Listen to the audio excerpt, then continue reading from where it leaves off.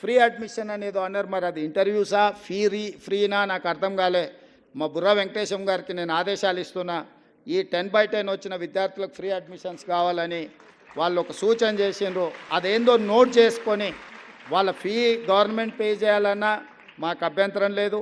Residential కాలేజీలలో వాళ్ళ అడ్మిషన్లు అయినా తక్షణమే ఆ అడ్మిషన్స్ ఎట్లా వాళ్ళకి ఇప్పించాలనో మా సెక్రటరీ గారు ఇమ్మీడియట్గా దాని మీద దృష్టి పెట్టాలి.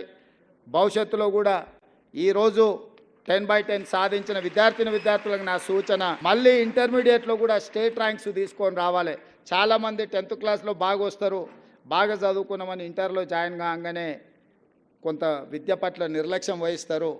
ఈ 10th క్లాస్లో వచ్చిన గవర్నమెంట్ స్టూడెంట్స్ అందరూ ఇంటర్మీడియట్లో కూడా 12th క్లాస్లో కూడా మీరు మంచిగా రాణించాలి. మీరు భవిష్యత్తులో డాక్టర్లు, లాయర్లు, ఇంజనీర్లు, ఐఏఎస్లు, ఐపీఎస్లు కావాలని మేము ఆకాంక్షిస్తూ